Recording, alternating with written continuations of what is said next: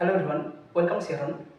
West বেঙ্গলে যে সিএইচওর vacancy publish হয়েছে 3165টি শূন্যপদ, তো সেখানে ফর্ম ফিল আপ নিয়ে এখন কোনো ক্লিয়ার নোটিফিকেশান পাবলিশ করা হয়নি কবে থেকে ফর্ম ফিল আপ হবে, কারা অ্যাপ্লিকেশান করতে পারবে বা কারা অ্যাপ্লিকেশান করতে পারবে না, এই রিলেটেড কোনো নোটিফিকেশান এখনও দেওয়া হয়নি।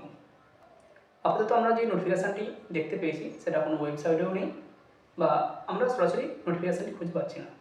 নোটিফিকেশানটি যেহেতু সরাসরি সিএমওইচ অফিসকে ফরওয়ার্ড করা হয়েছে, তো এই নোটিফিকেশান আমরা ওয়েবসাইটে চাইলেও খুঁজে পাবো না। যতদিন না ডিস্ট্রিক্টের তরফ থেকে কোনো রিক্রুটমেন্টের নোটিফিকেশান পাবলিশ হচ্ছে ততদিন আমরা কোনো নোটিফিকেশান পাবো না। নোটিফিকেশানে যে রিক্রুটমেন্টের কথা বলা হয়েছে তার ফর্ম ফিল আপ কবে থেকে শুরু হবে, কবে শেষ হবে এবং কবে কারা অ্যাপ্লিকেশান করতে পারবে, এটা একটা কনফিউশন আপাতত আছে। তার থেকেও একটি বড় কনফিউশন রয়েছে, যেহেতু এটা ডিস্ট্রিক্ট ওয়াইজ হবে সেক্ষেত্রে ক্যান্ডিডেট শুধুমাত্র সেই ডিস্ট্রিক্টে অ্যাপ্লিকেশান করতে পারবে না আরও অন্য ডিস্ট্রিক্টে অ্যাপ্লিকেশান করতে পারবে। ধরো যারা হুগলির ক্যান্ডিডেট তাকে শুধুমাত্র হুগলি ডিস্ট্রিক্টে অ্যাপ্লিকেশান করতে পারবে না হাওড়া, মেদিনীপুর, দার্জিলিং, জলপাইগুড়ি, কোচবিহার যে কোনো ডিস্ট্রিক্টে অ্যাপ্লিকেশান করতে পারবে, সেই নিয়ে একটা কনফিউশন থেকে গেছে।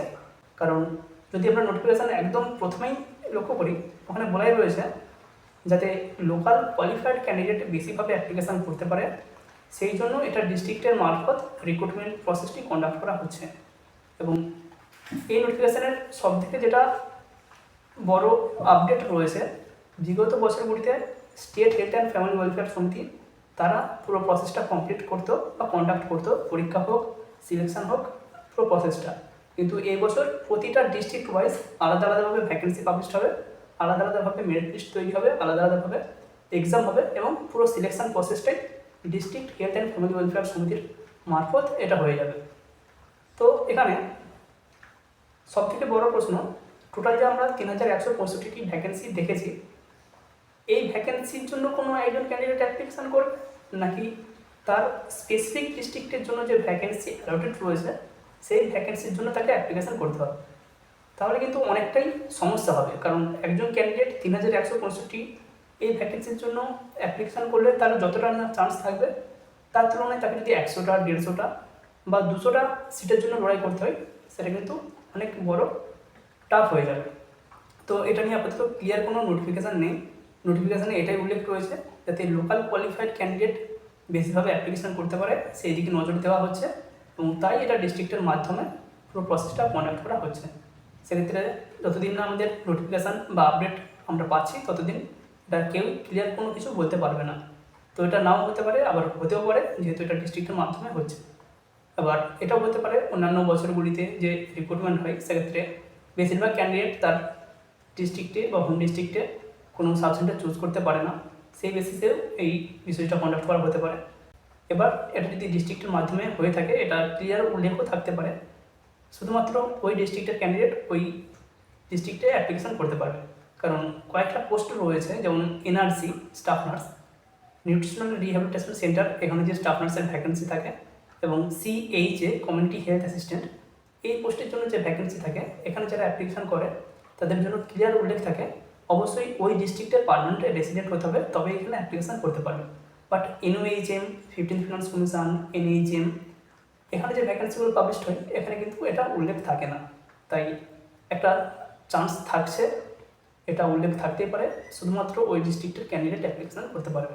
তাহলে ক্যান্ডিডেটের যে সংখ্যা বা অ্যাপ্লিকেশান করার যে সংখ্যাটা সেটাও যেমন সীমিত হবে তেমন লোডারটাও একটু হার্ড হবে, কারণ 3165 সিট আর 200টা সিট অনেকটা ডিফারেন্স হয়ে যাবে। তো আপাতত আমরা দেখতেই পাবো খুব শীঘ্রই নোটিফিকেশান পাবলিশ হবে, ফর্ম ফিল আপ শুরু হবে। কারণ নোটিফিকেশানে ক্লিয়ার উল্লেখ রয়েছে 31শে ডিসেম্বর 2025-এর মধ্যে পুরো এনগেজমেন্ট প্রসেস বা জয়েনিং প্রসেসটা কমপ্লিট করতে হবে।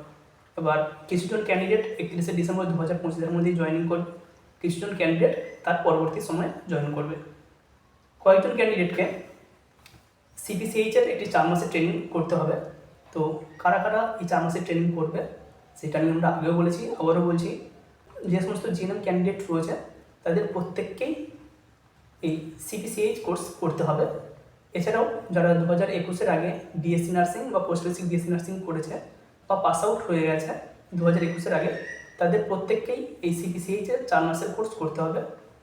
যারা 2021-এর পর পোস্ট বেসিক বিএসসি বা বিএসসি নার্সিং পাস আউট করেছে তাদেরকে কোনো 4 মাসের কোর্স করতে হবে না, কারণ তাদের এই বেসিক বিএসসি বা পোস্ট বেসিক বিএসসির সাথেই বিপিসি সিএইচএন এই কোর্সটা ইনক্লুডেড ছিল, তাই তাদেরকে কোনো কোর্স করতে হবে না। তারা জাস্ট সিলেকশন প্রসেসে অংশগ্রহণ করবে। যেমন সিলেকশন প্রসেস হয় সেক্ষেত্রে ইন্টারভিউ এক্সামিনেশন তো থাকছেই, এটা নোটিফিকেশানে উল্লেখ রয়েছে। তো তাদের ইন্টারভিউ হবে, এক্সামিনেশান হবে, ডকুমেন্ট ভেরিফিকেশান হবে, তারপর তারা তাদের সেন্টার চুজ করবে অনলাইনে।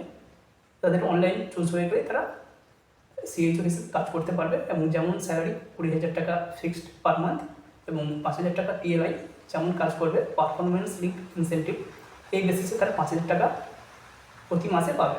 তো 20,000 টাকাটা প্রতি মাসেই পেয়ে যাবে। যেমন সরকারি ট্যাক্স বা আলাদাভাবে কিছুটা টাকা কাটা সেটা কেটেই 19,870 টাকা প্রতি মাসে পাবে। এর পাশাপাশি এই যে 5,000 টাকা প্রতি মাস পিএলআই হিসেবে থাকছে, এটা কিন্তু কোয়ার্টারলি পাবে, অর্থাৎ প্রতি 3 মাসের একটা ক্যালকুলেট করা হবে, সেই টাকাটা তোমাদেরকে দেওয়া হবে। সেটা 1 বছর পরেও হতে পারে, 6 মাস পরেও হতে পারে, বা 3 মাস পরেও হতে পারে। এটা পুরোটাই সরকারের উপর ডিপেন্ড করছে। সরকারিভাবে যদি কোনো ফান্ড অ্যালোটেড থাকে, সরকারের কাছে যদি টাকা অ্যাভেলেবেল থাকে, সেক্ষেত্রে দিয়ে দেওয়া হয়। বেশিরভাগ ক্ষেত্রেই 1 বছর পর্যন্ত ডিলে হয়ে থাকে। তো সেটা পরের ব্যাপার, কিন্তু যেহেতু তোমার নামে অ্যালোটেড হচ্ছে টাকা, টাকা পাবেই। আজ না হয় 1 বছর পর হলেও সেই টাকাটা পেয়ে যাবে। তো যারা অ্যাপ্লিকেশান করবে অবশ্যই একটু খেয়াল রাখবে, ডিস্ট্রিক্ট ওয়াইজ নোটিফিকেশান পাবলিশ হবে। আবার বলছি, ডিস্ট্রিক্ট ওয়াইজ ডিস্ট্রিক্টের নোটিফিকেশান পাবলিশ হবে। প্রতিটা ডিস্ট্রিক্টের আলাদা আলাদা ভ্যাকেন্সির নোটিফিকেশান পাবলিশ হবে। যারা ইন্টারেস্টেড রয়েছে প্রত্যেকটা ডিস্ট্রিক্টের নোটিফিকেশান ফলো করবে।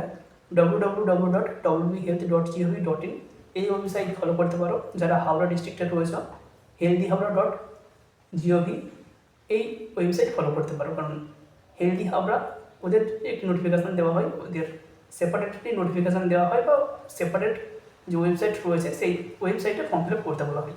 আমরা আপাতত আপডেট দেওয়ার চেষ্টা করব যদি কোনো আপডেট থাকে, এবং কবে কীভাবে অ্যাপ্লিকেশান করতে হবে সেই ডিটেলও আমরা আপডেট দেওয়ার চেষ্টা করব।